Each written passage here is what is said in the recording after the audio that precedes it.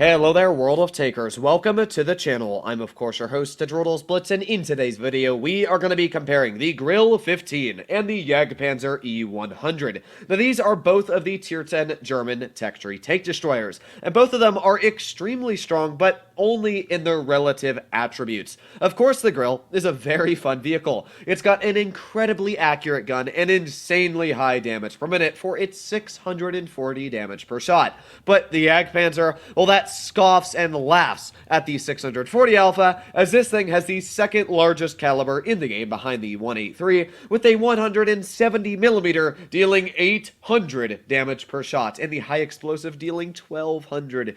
Yeah, that's right, this is one chunky vehicle. Now, of course, grinding down either of these lines is a big decision, and if you ever wanted to make that decision, well, in today's video, I'm going to be telling you what both of these vehicles are like on playstyle, which one I do enjoy more, and of course, in the end, which one I think is a better tank. So hopefully, all of you enjoyed today's video. If you'd like to see more like it, please consider smashing that subscribe button down below. But let's start off with the JAGDPANZER. So as I said, this vehicle, it has big gun, 170mm. It's got 314mm of standard penetration, which is an incredibly high amount.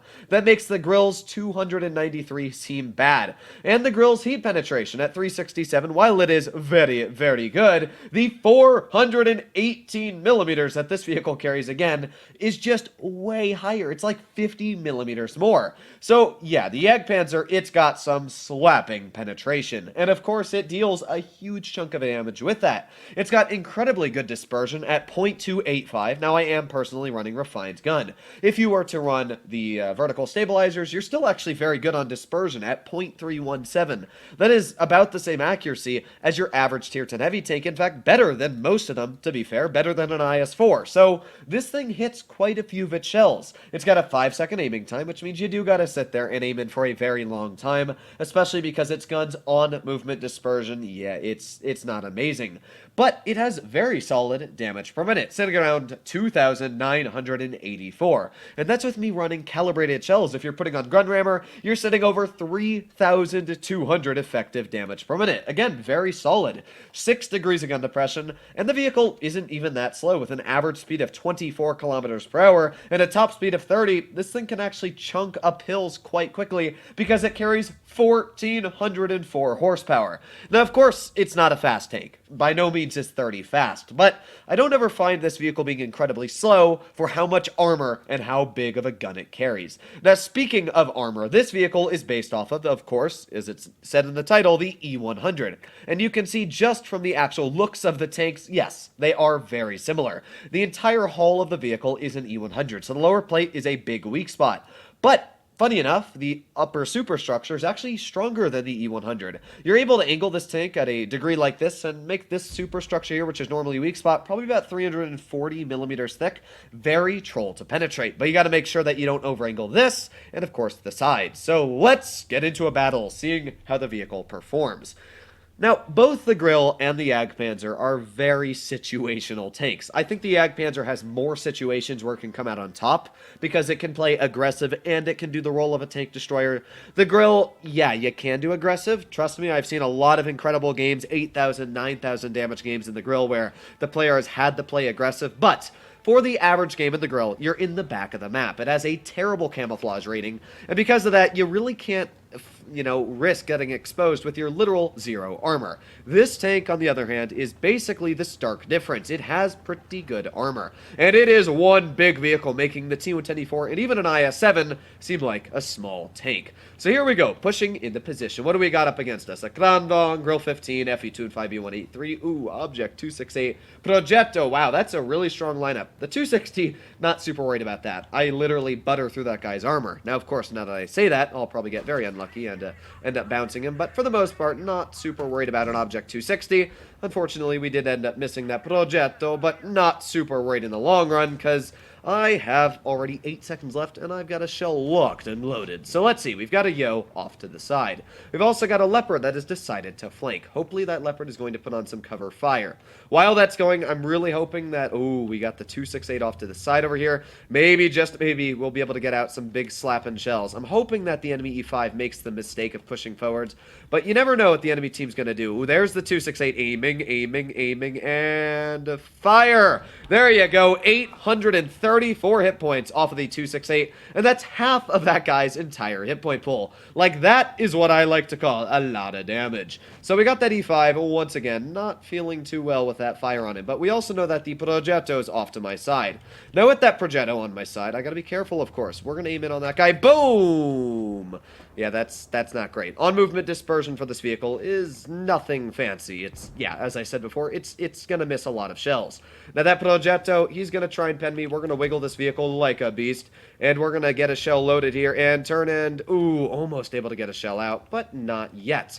Now we do that E5 off to the side here. I don't even care if that Progetto hits me yet. I want to get a shell into this E5, hopefully finishing him off, so let's do that. Oh, not finishing off the E5, but you know what? I'll take it. Thankfully the E4 came in to rescue me. He's going to try and take out that Progetto 65. And with that, 2 shells, we're sitting at 1,800 damage. Like, that's quite a hefty chunk. There is the Krondong, who, again, we're going to try and get a big slap into. Hello, Mr. Kron. Boop! There you go. He's dead. Unfortunately, we weren't able to get the most off into him, but I'll take it. Either way, he's taken out, and not anything left we have to worry about. I do have to end up worrying about the Object 268, a very strong vehicle. Now, the Progetto, I'm not sure exactly what this guy has in mind as a plan to push, but I'm going to try and big brain him. We're going to drive up, and away. Here we go, Mr. Progetto. How are you doing, comrade? I'm going to keep on pushing, and this guy, he is going to get slapped. There you go, 753. And all that's left is the enemy 268. So, while this game wasn't anything incredible, I'm just going to try and slide on this guy. Maybe we'll be able to kill him. Come on! No! I thought we could just kind of slap him on the side and we'd be able to finish him off. But either way, this game wasn't anything fantastic. There really wasn't much damage to be dealt. Ooh, maybe we can get a shell into this guy. Turn, yeet! There you go! Extra 100 damage to add to the tally there. If we had been able to shoot that Kron for another 600 or so, we probably easily could have broken the 3,000 damage barrier. But either way, that showed what the Jagdpanzer is good at. You're able to get massive chunks of damage out on the enemy team. 934 off of that 268, but of course we did fire 2 shells at him. The first shell dealing over 800 damage. 1 shell on that T10E5, 818. And we got a low roll on the Progetto, dealing 753. Unfortunately, this was the shell that kind of let me down, dealing 175 instead of course, that 800 average.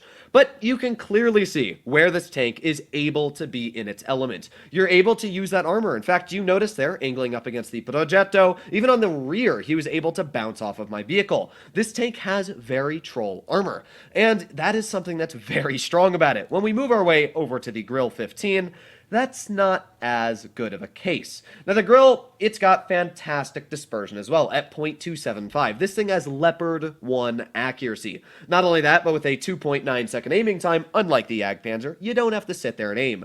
And of course, once again, I'm running calibrated shells. If you're running rammer, you're up to 3,600 damage per minute, being the highest DPM apart from, like, I think the Leopard 1's up there, and same for the Object 263, which is still the number 1. Now the GRILLE is fast. It goes 50 kilometers per hour, and with a average top speed of 40 kilometers per hour, this thing is really fast. Unfortunately, it has no armor. Like, if we take a look at the armor, the hull is 30 millimeters, the sides are 16, and the rear is 20, meaning that, yeah, this tank is not going to bounce anything. It might get the occasional HE that doesn't pen you, but thankfully, that's why we carry Spaliner. Spaliner takes off 20% of all high explosive damage, making the GRILLE a much stronger opponent.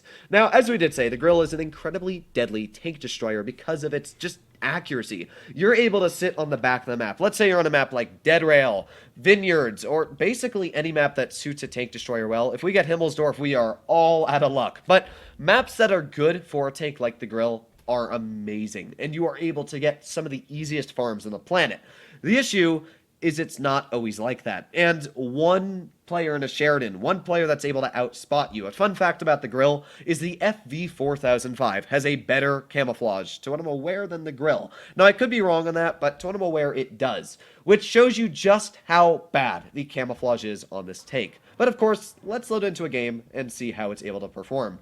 Here we are, of course, on the one map that I said would be the worst, Himmelsdorf. So, I guess this will be a good scenario to show how to play the tank on the worst possible map. So what do we have up against us? We got a Hori, IS-4, T-62A, WZ-121. Wow, that's a really, really strong lineup. Now, the nice thing about the Grill is that it's got the same reload as, like, Tier 10 heavies, but it's got a 640 damage gun, which means that, yeah, you're pretty solid on that alpha damage. And, of course, the aiming time is fantastic. The issue, as I've said a couple times now, is that camouflage. I don't know why Wargaming gave this thing the worst camouflage for, like, a Tier 10 Tank Destroyer. I think that it shouldn't be amazing, but it also definitely should not be bad. Now, this here is where I'm waiting. This is just how quickly it's able to aim in, as you can see. There we go. We got the Hori, and let's aim it on his cheek. Okay, maybe not. Maybe we're just going to reload here. Couple seconds left on that reload. Let's even put on our adrenaline. I'd really like to get a tap into that Hori. Oh, he's backing up, and let's aim in. Boom! There you go. Nice tap for 529. Thank you very much. Let's actually pull up a little bit more. Maybe we're able to get one more shell out into that Hori. Come on, aiming, aiming. Hopefully we're not detected. And boom, there you go. Another tap for 649. With that, we're already sitting at 1,200 damage. Like, that is how quickly this tank is able to rack out those huge numbers of damage. Now, we do have the T-62A off to the side, and he's getting some big slaps into my teammate. So I'm going to be a little worried there. In fact, I'm going to flank off to the side here. Hopefully, oh, yeah, that's not good. My 62A, I'm not really sure what the guy's doing, but he's not doing a good job at it. So let's go over to this side and speed over here. Bum, ba, dum, bum, bum, bum, bum. Ooh, we actually got the Kampfpanzer as well over to the side. Let's aim in on him. Can we HE him? Honestly, I'm going to try it. Ah, that's a real shame. I really thought we could penetrate that. But unfortunately, right now, we're in a very, very poor situation. My teammate has let me down, or at least one of my teammates in the T-62A. Now, we also know that the T-54E1 is off to the side. Another very strong tank. The WZ-121 is in the base capture, which also probably not a good idea for me. So let's see what we can do just exactly. What? Alright, let's back up. See, this is where the Grill is very poor, is that it really, really can't do the job of a heavy tank. It does a very poor job at that. Now, I'm going to try and get some shells out, maybe into, like, the Kampfpanzer. Let's aim in, and fire. Boom! 1,100, 1,000, and oh, he's almost dead. Like, that's a pretty hunky amount of damage, if I do say so myself. Now, we do have the 62A over here who's still struggling with this other player, so hopefully we're going to be able to get a big ol' slap into this guy. Boom, there you go. Nice tap. And with that, I'm going to try and save my teammate. So let's try and back up here. Come on. Oh, that's not good. That's not good at all. What am I going to do in this exact scenario? Well, let's see if we can get a nice tap in. There you go. Another nice tap into you. Unfortunately, we are the last tank left. And with that, knowledge underway. Obviously, this is not going to be the easiest of victories. So let's see if we can get one tap into the 1-2-1. There you go. So we did 4,494 damage. Not a victory, but you know what? We did a very, very solid job from the Grill. And you can see that the gun really does do a very incredible chunk of damage. I was able to help out my T-62A, and even though he unfortunately fell apart in the long run, we got a really big slap into that Kampfpanzer. Unfortunately, we didn't get that the first shell to pen with HE, but you know, we made it up with the second one. 1,601 damage with 2 shells. We took 1,178 off the Hori, 1,200 off the 62A, and 745 off the WZ-121. The issue I always have with the Grill is that it's a glass cannon, and if I was in a heavy tank, or probably even the JAGDPANZER-E100, I could have been in the front line helping out the heavies. This tank can't do that. It is not meant to be a frontline vehicle because it has no armor. There are circumstances, as I've said before, that you can do a very good job, but for me personally, I like the JAGDPANZER more because you can do that aggressive role. You can stay at the back of the map early, you can get some big slaps out, and then when you're noticing that your team needs that extra bit of hit points, you can push in, you can use your armor, and show who's boss, of course with an 800 damage gun, and it's not like it suffers on DPM, it has over 3,000. So, let me know which tank you guys like more. I personally do think the JAGDPANZER is a more flexible tank for my personal playstyle. A lot of people love the Grill. I think it's Fatness's favorite tank, but for me, I don't know. I never found it to be in my forte. I'm a very aggressive player, and this tank doesn't really suit that playstyle all too much. But either way, it still is a fantastic tank. Everything I've said about it is true. It's got a great gun, fantastic DPM, and its penetration is still plenty to cut through any tier 10 opponents. The Grill is a great vehicle, and you can get some of the highest damage games ever in this tank. You saw that game. We were easily able to rip out 4,500 damage. Just, unfortunately, didn't end up being a victory. Hopefully, all of you enjoyed today's video. If you'd like to see more like it, please consider smashing that subscribe button down below. But other than that, stay happy, stay healthy, and I'll be seeing you in the next one. Bye-bye.